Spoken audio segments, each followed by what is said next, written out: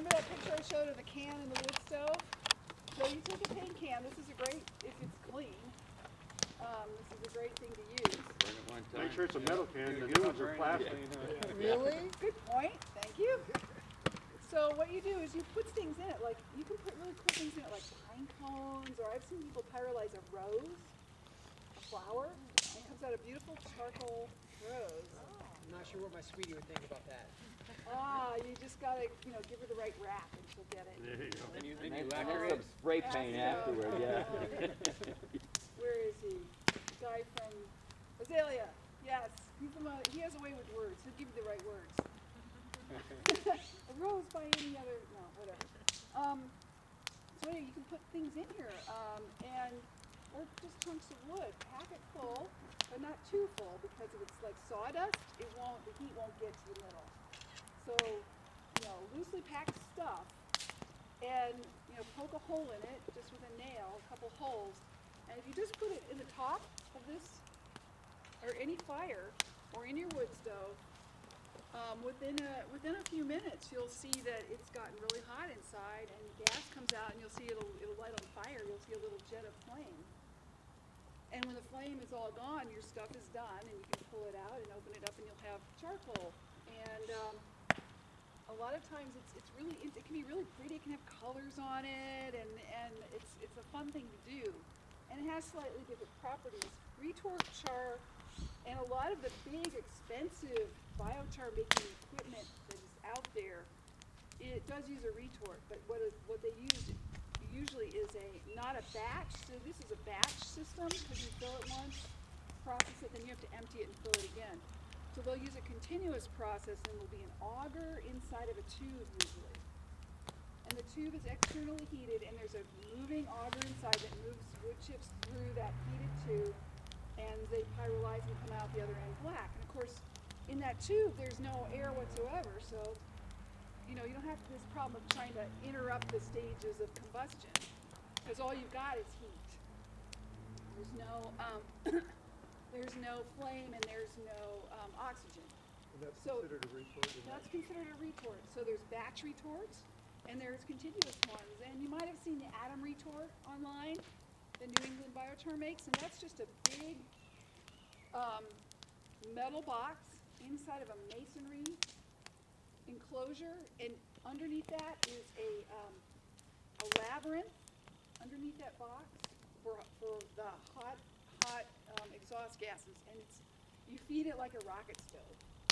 So there's a furnace where you just feed sticks in, and it heats. The exhaust gas goes all the way underneath that retort, the big steel box, and out a chimney.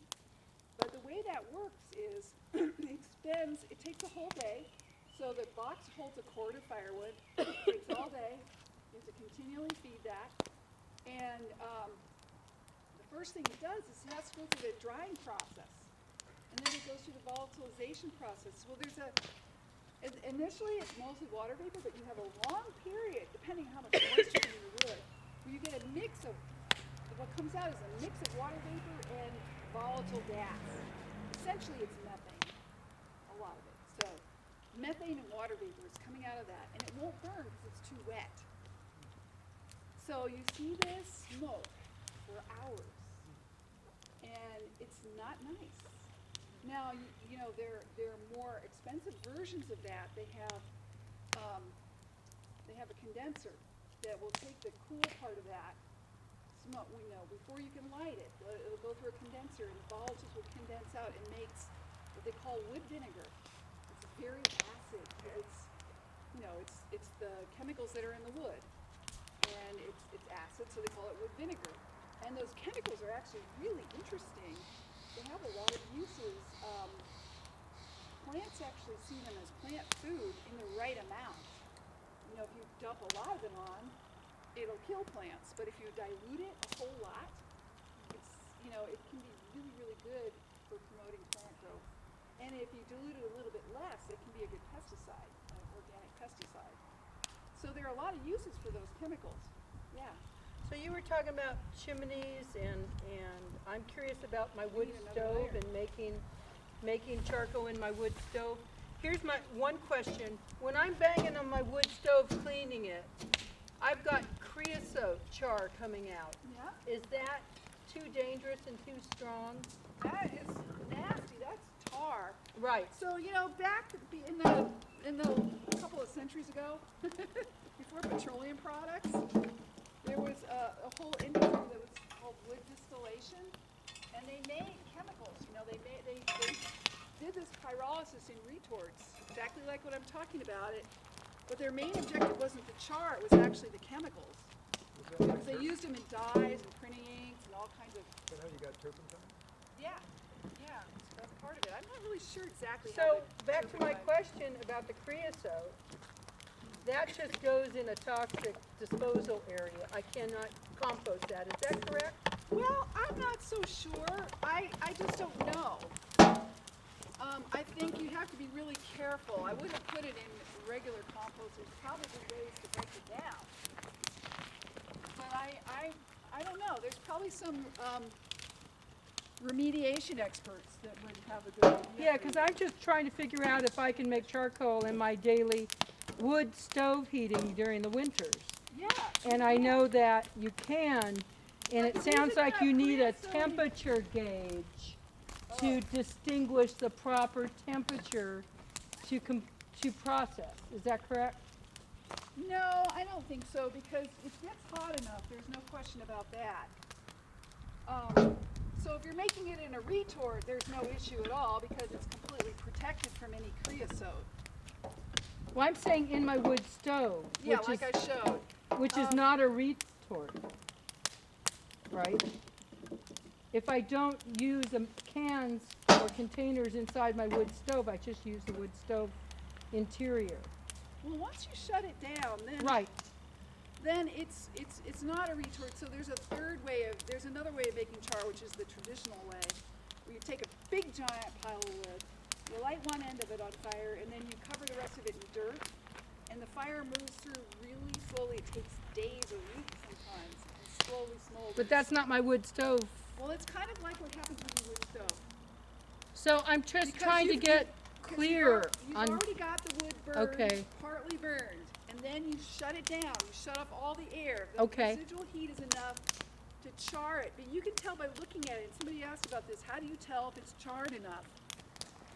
So first of all, I'll almost, and except in the case of extreme tar, most of this char, this is going to be variable. Some of it's ashy, some of it's maybe not quite burned all the way through. If you put it in compost, it'll take care of anything, any chemicals generally. all of this. Creosote's another matter, because that's condensed at high temperatures, so that's another thing. But in terms of unburned wood in the char pile, it's not a problem if you compost it. If you put too much ash, directly in soil, it'll get alkaline. Well, I'm talking about composting, yeah. Yeah, so this is all perfectly safe to put in your compost. Now, as far as judging how well charred it is, does it break apart easily? Yeah. This is charred except this stuff in the center. And This it will looks like break wood, down. it's brown. It will break down. It just Yeah, takes a little but longer. this is something you don't really want to put a whole lot of this directly in soil, and the reason for that is this brown wood, we call that torrified. So that's a stage between drying and charring is torrefaction. So you get this, and sometimes you can really smell it. There's still volatiles in here. It smells like smoke, or it smells like a little creosote. So basically, that's putting too much volatile fumes in your compost or something. Well, it's fine for compost. Well, that's where you would age it in compost. Yeah.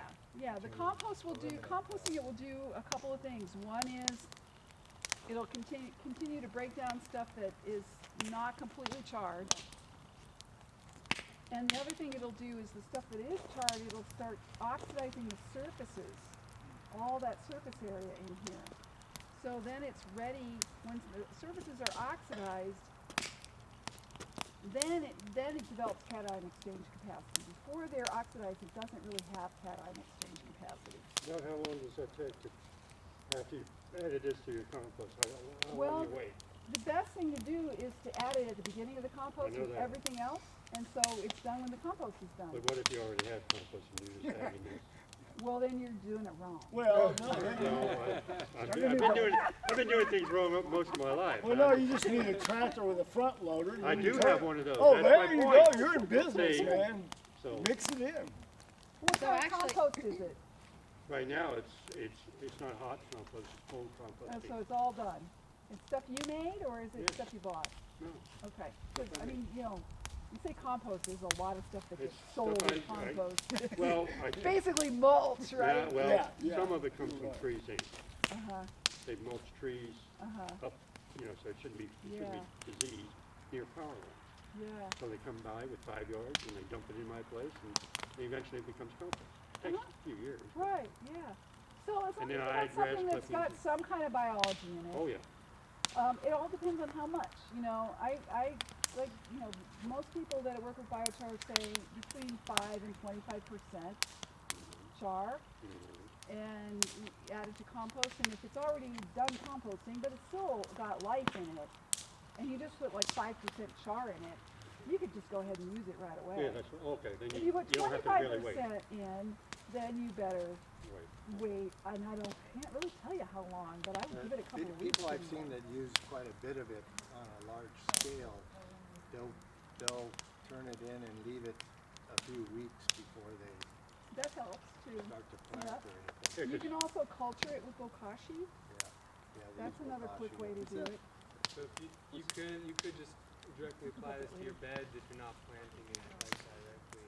Sure. Kind of thing, and I mean it's just Yeah. it's organic matter mostly. And I had But another if you're using manure, what are you using for fertilizer in your bed? compost and manure. and stuff Hey, if you're using manure, I mean, I just made the most beautiful compost pile. I'm so pleased with it. I got 2 truckloads of fresh chicken manure, and I just layered about 10 layers, you know. Leaves, chicken manure, char. Leaves, chicken manure, char. Leaves, chicken manure, char. And it was up to 120 degrees until the next day. And I've been using it in compost for a long time, and it just speeds it up. It makes much nicer compost. So that manure, was it just straight manure? Did it have straw in it? Or? No, oh yeah, it does have some bedding in it. Yeah. If you just want, it would work just for adding organic matter to your bed. Well, you know, but that's where you want to be a little careful, because if it's like this, it's just been produced, right? It's all a matter of degree. You know, if I take a little bit of this and I put like a 1/2-inch layer across the bed, you know, just this thick on the whole bed, that's gonna be fine. You know, scratch it in a few inches, that's not gonna hurt anything. But if I were to add 2 or 3 times that amount, then it could start having impacts that I don't want to see. Because Like- it could have the volatiles in it still. It could have volatiles in it, and what those do actually is, it's not that they poison plants. What they do is they feed microbes, but they don't have everything the microbes need. So the microbes will then start scavenging nitrogen from the soil, and the plants will be deprived of nitrogen. The other thing is, there's a lot of ash in here, and I've got I'll show you when we get back how to test for pH. But there's a lot of ash, so a little bit's fine, but if you add a lot, if you put a couple of inches on a bed and till it in, with ash you could make your soil too alkaline for some things. So can you wash it? You can, yeah. Yeah. We wash some of it out just by quenching, but it's still gonna have a lot. Right. In the compost, it's great. It's just minerals, you know, it'll all buffer out. The other thing that I've done a lot is I'll soak it in a liquid fertilizer. I usually use urine. Yeah, I got a lot of it.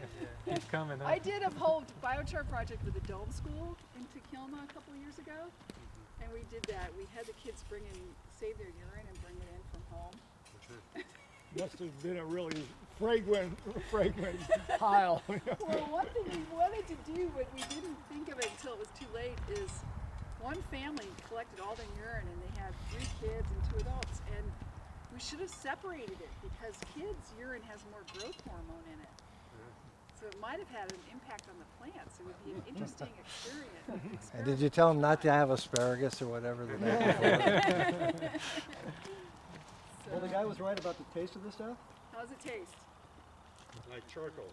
No, there's no taste to it. You know, the thing too is like your Kingsman charcoal, if you took a piece of that out and put it on your skin, it would come out all oily and everything. This leaves a mark, but it's just water based. Yeah, that's the key There's test. no oil in it. That's the key So test. as far as being able to You detect smell when it? it's done. It doesn't smell like much of anything. You rub it on there, and then, And, you know, and it won't come off activated now, charcoal, you eat that, they advertise on TV. Oh, I'm glad you but brought, see, I can it- lick it right off. because I've got If it gas. was oily, I Well, I know would they, lick it they off. feed it to flush systems out. Kelpie, Yeah. so you don't think urine on It'll compost suck is everything too out of you. hot, huh? No hotter than chicken manure would be. Yeah.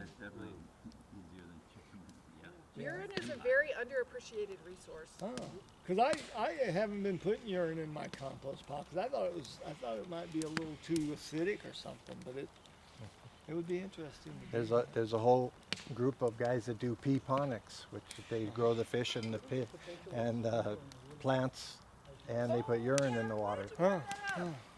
When you're trying to maximize your char production in one of these kilns, if you look at where you get holes in there, and that lets air in, and that's, you know, burning up some of my char that I would rather keep. It's really great to have a little pile of dry wood chips to just fill in those holes. Or any like little twigs, like if we still have some of our twigs, we could fill those in. So, yeah, that's a nice little refinement of the technique. And that would go for a pit kiln or, you know, even one of these, you know, I mean, you could keep that going by continuing to add fine stuff, like we were doing actually.